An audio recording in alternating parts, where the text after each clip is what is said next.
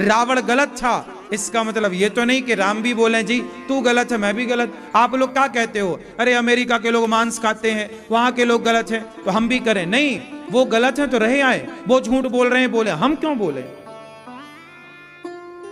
तुम गलत हो तो हम भी गलत हो जाएं क्या? तुम बेईमान हो तो हम भी हो जाएं क्या? ना साहब, रावण गलत है तो रहा है रावण गलत, राम गलत ना हो।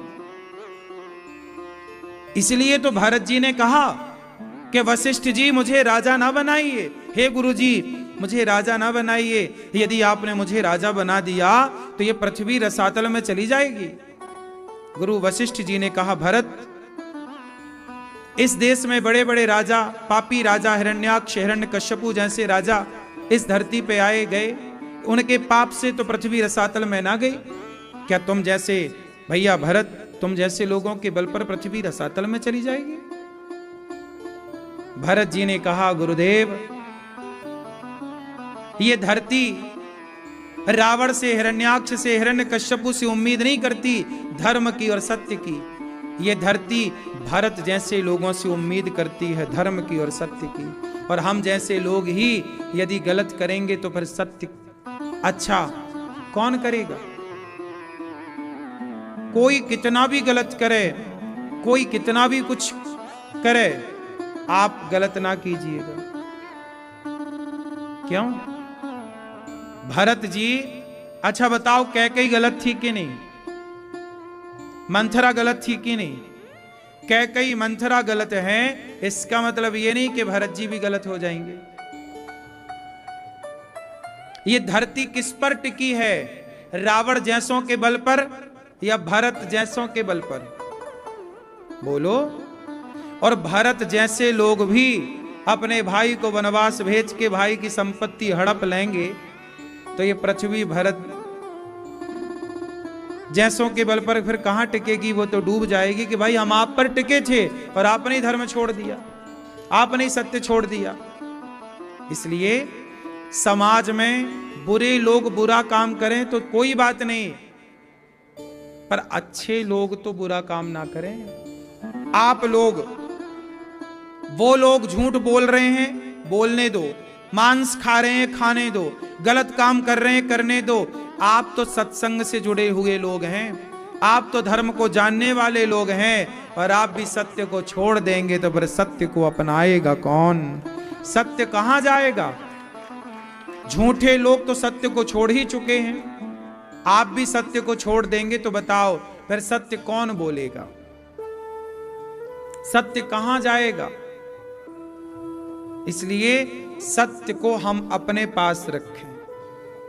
जमाना झूठ बोलता है बोलने दो, हम तो सत्य के राह पर चलें। हम क्यों झूठ बोलें? हमें नहीं खाना 56 भोग, हमें नहीं खाना हलवा पूड़ी, हम नमक रोटी खाएंगे पर सत्य के राह पर चलेंगे। ऐसे ही नियम बनाओ।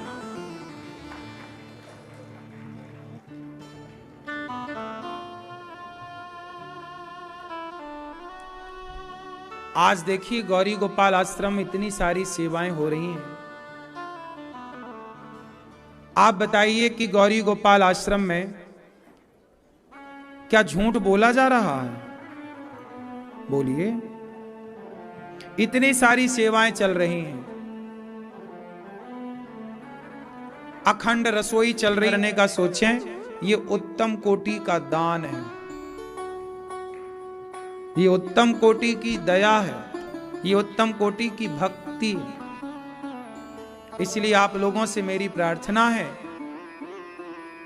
कि आपका पेट भरा हो तब आप दान करें, तब आप किसी का पेट भरें, ये कोई बड़ी बात नहीं। लेकिन आपका पेट खाली हो, आपके पेट में भूख हो और वो थाली आप किसी और को खिलाएं, ये बड़ी बात है। इसलिए आपसे हमारी सनातन संस्कृति में यही परंपरा रही है कि हम भोजन करें उसके पहले हम किसी को भोजन कराते हैं, खाने के पहले किसी को खिलाते हैं। ऐसे राजाओं का ये देश है। समाज को सीख लेना चाहिए कि परोपकार दया कैसी हो। आज लोग दया भूल गए हैं, आज दया करने वाले लोग बड़े कम बचे हैं। लोग निर्दयी, आजकल लोग दूसरों की थाली का हड़प लेते हैं, देने की तो छोड़ दो, लेकिन जो दूसरों को देने की सोचता है, जो दूसरों को देता है, भगवान उसे भरपूर देते हैं। इसलिए देने का भाव रखना चाहिए, देते रहना चाहिए कि हमारे द्वारा किसी को मिल जाए,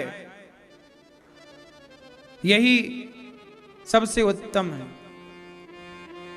अब भक्ति महारानी को नारद जी ने कहा कि भागवत सुनते हैं, वेद वेदांत का उद्घोष किया, लेकिन सनकादियों ने कहा भक्ति ज्ञान वैराग्य को भागवत सुनवाओ। और भक्ति ज्ञान वैराग्य को जब भागवत देवर्षि नारद जी ने सुनवाई, हरिद्वार की पावन धरा में भक्ति नाचने लग गई, ताता थैया करके, महाराज मेरी बड़ी कृपा हो गई भगवान की कि आपके कथा के बल पर देखो मेरा सारा दुख दूर हो गया। भागवत सुनकर के भक्ति महारानी का सारा दुख दूर हो गया। ऐसी महिमा भागवत जी की। फिर क्या हुआ, नारद जी ने सवाल किया सनकादियों से, महाराज कोई पापी व्यक्ति भागवत सुन के तर जाए तो आश्चर्य नहीं, कोई पुण्यात्मा भागवत सुन के तर जाए तो आश्चर्य नहीं। जिसने जीवन भर पाप किया है, क्या पापी से पापी व्यक्ति भागवत सुन के तरेगा? बोले हाँ। ये माने वह पाप कृतस्तु सर्वदा सदा दुराचार रता विमार्ग गाहा क्रोधाग्निदग्धः कुटिलाश्च कामिनः सप्ताह यज्ञेन कलौ पुनन्ति ते। कितना भी बड़ा पापी क्यों ना हो, भागवत सुन के तर जाएगा। कोई तरा? हाँ, एक पंडित जी थे, आत्मदेव उनका नाम था, पत्नी का नाम था धुंधली देवी। उनकी कोई संतान नहीं थी, बड़े परेशान रहा करते थे कि एक बेटा हो जाए, बेटा हो जाए। बेटे की चाह में देखो लोग परेशान रहते तो हैं, बेटे के लिए रोते, परेशान रहते, तड़पते हैं, लेकिन समाज को आज तक ये नहीं पता लगा कि बेटे हो भी जाएं तो करोगे क्या। जननी जने तो भक्त जने, बेटा लायक होए तब तो होए, वरना जनसंख्या ही बढ़ाने से क्या होगा। आज बड़ी विडंबना है कि बेटा नहीं हुआ आत्मदेव जी का तो रोने लग गए कि बेटा नहीं। आज समाज में बेटा नहीं होता जिनका, वो रोते हैं कि हमारे बेटा नहीं है, बेटा नहीं है। अच्छा एक बात बताओ, जितनी जरूरत आज लोगों को बेटे की है, उतनी जरूरत क्या भगवान की है? बोलो। आजकल ब्याह के 4 साल तक बच्चा ना हो तो लोग रोते हैं, अरे बेटा नहीं हो रहा है, बेटा नहीं हो रहा है, बेटा बच्चा नहीं हो रहा। सारे लोग रोते हैं, बेटा नहीं हो रहा महाराज, बेटा नहीं हो रहा भगवान, बेटा नहीं हो रहा बेटा। 4 साल तक बच्चा ना होए तो लोग मरते हैं रो रो के, लेकिन सारी जिंदगी में मन भगवान में ऐसे नहीं लगा। बेटा नहीं मिला इसके लिए सब रोए, भगवान नहीं मिले इसके लिए कौन रोया? आए थे भगवान को ही पाने, पर बेटे को पाने में उलझ गए, बेटा तो मिला नहीं।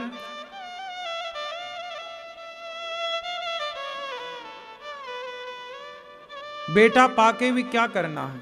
भगवान करे आपके खूब बच्चे हों, लेकिन ना होए तो रोने की जरूरत नहीं। भगवान को ही अपना मान लो सब कुछ, भगवान ही हमारे सब कुछ है। त्वमेव माता च पिता त्वमेव त्वमेव बंधुश्च सखा त्वमेव त्वमेव विद्या द्रविणम त्वमेव त्वमेव सर्वम मम देव देव। भगवान को ही सब कुछ मान लो। जैसे यशोदा ने पुत्र मान लिया, आप भी मान लो। द्रौपदी ने भाई मान लिया, आप भी मान लो। अर्जुन ने सखा मान लिया, आप भी मान लो। रिश्ता तो मानना है, और मानना ही तो है। भगवान सब तो बनने को तैयार है, तुम बनाओ तो। वो थोड़ी मना करते हैं कि नहीं हम तुमसे रिश्ता नहीं जोड़ेंगे। आप जोड़ने को तैयार हैं तो भगवान तो हर रिश्ते के लिए तैयार है, आप तो तैयार हो। लेकिन जितना लोग बच्चा नहीं समझ में आई? जब कहते ना, जाको प्रभु दारुण दुख देही ताकि मति पहले हर लेही। आपको बेटा नहीं मिला मतलब भगवान ने बड़े दुख से आपको बचा लिया, लेकिन आत्मदेव जी ने तो बेटा पा लिया मांग करके। अब वो बेटा उनको मार रहा है, चल पैसे ला, नहीं दिया तो लाठी डंडे जमा रहा है। आत्मदेव जी रो रहे हैं, हे विधाता, बेटा नहीं था तो भी रोना पड़ा, आज बेटा मिल गया तो भी रोना पड़ रहा। क्यों? संसार में जितना रोना है आपके भाग्य का, उतना तो आपको रोना ही पड़ेगा। कोई ना रोएगा आपका रोना, आपको ही रोना पड़ेगा। हाँ या ना मैया? इसलिए अपने हिस्से का रोना अपने को ही रोना है। आत्मदेव जी पिट रहे हैं, धुंधकारी पीट रहा। आज ऐसी औलाद धुंधकारी जैसी जो अपने मां बाप को मारती है। अच्छा ये बताओ, मां बाप को क्या करना चाहिए?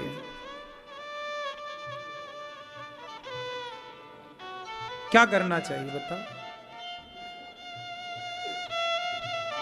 मां बाप को चाहिए कि आप अपने बच्चों को बचपन से कम इतने संस्कार तो दे दें कि वो बुढ़ापे में आपको गिलास भर पानी दें, सम्मान से 2 रोटी देते रहें। आपने अपने बच्चों को संस्कार दिया नहीं, योग्य बनाया नहीं। कई बार माँ बाप तो बनाना भी चाहते हैं योग्य। कौन माँ बाप ऐसे होंगे जो अपने बच्चों को संस्कार ना देना चाहते होंगे? लेकिन कई बार आपकी व्यस्तता, आपकी लापरवाही से आपके बच्चे बिगड़ जाते हैं।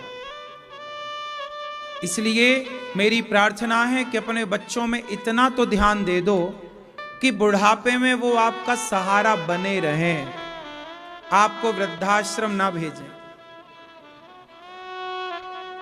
वरना सारा किया धरा बेकार है। और एक बात और बताऊं, हमें बच्चों के भी आश्रित नहीं रहना चाहिए। किसके आश्रित रहना चाहिए? भगवान के। जो भगवान के आश्रित रहता है ना, फिर उसे किसी के आश्रित रहने की आवश्यकता नहीं पड़ती। इसलिए आप लोगों से एक प्रार्थना करूं कि भगवान के आश्रित तो रहिए, लेकिन अपने बच्चों को अच्छे संस्कार दीजिए। ऐसा ना हो कि बेटा बहू आपको घर से निकाल डाले और आपको दर दर की टकता है, तो आपको भी ईश्वर ने हाथ दिए हैं, उन हाथों से भी तो समाज की सेवा हो सकती है। इसलिए मेरी आपसे प्रार्थना है कि अपने बच्चों को ऐसा बनाओ कि वो किसी के काम आए। है ना मेरी मां? आने चाहिए कि नहीं आने चाहिए? ये दास अनिरुद्ध, हम तो आपके सामने हैं, सवेरे से शाम तक आप सब देखते हैं यहां गौरी गोपाल आश्रम की सेवाओं को। जितना हमसे बन पड़ता है समाज की, राष्ट्र की। फिर नाश्ते के बाद उनको 15 मिनट बाद, नाश्ते करने के बाद 1 घंटे बाद फिर उनकी क्लासें स्टार्ट होती हैं, जिसमें व्याकरण है, तर्क शास्त्र है, न्याय शास्त्र है। इन सब की पढ़ाई होती है जो व्याकरण मूल है। हर चीज को समझने के लिए व्याकरण का आना आवश्यक है। संस्कृत में पहली है व्याकरण। सब चीज को समझने के लिए वेद समझना है, पुराण समझना है, न्याय समझना है, उपनिषद समझना है, कुछ भी समझना है तो उसके लिए पहले व्याकरण चाहिए। तो बच्चों को वो सब पढ़ाया जा रहा है। न्याय पढ़ेंगे, दर्शन पढ़ेंगे, मीमांसा पढ़ेंगे, उपनिषद पढ़ेंगे, सब कुछ पढ़ेंगे बच्चे। और ये जो आप नाम सुन रहे हैं ना, ये स्कूलों में नहीं पढ़ाया जाता। जो विद्या समाज में लुप्त हो चुकी है वो प्रायः लुप्त ना हो, बची रहे, उस विद्या को बचाने का प्रयास ये दास अनिरुद्ध कर रहा है। 5 गुरुजन पढ़ाते हैं यहां। लाखों रुपए की केवल गुरुजनों की फीस है। जो देनी ही देनी है महीने की, लाखों रुपए से ज्यादा।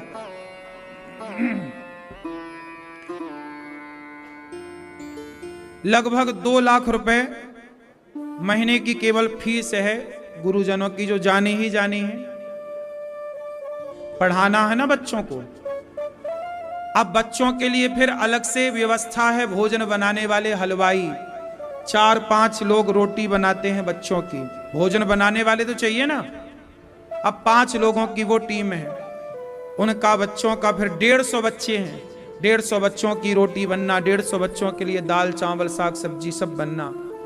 बच्चों के लिए कॉपी नहीं है तो कॉपी की व्यवस्था कराना, कलम नहीं है कलम की व्यवस्था, ग्रंथ नहीं है तो ग्रंथ उपलब्ध कराना, पुस्तक नहीं है पुस्तक उपलब्ध कराना, कपड़े हैं, सब चीज।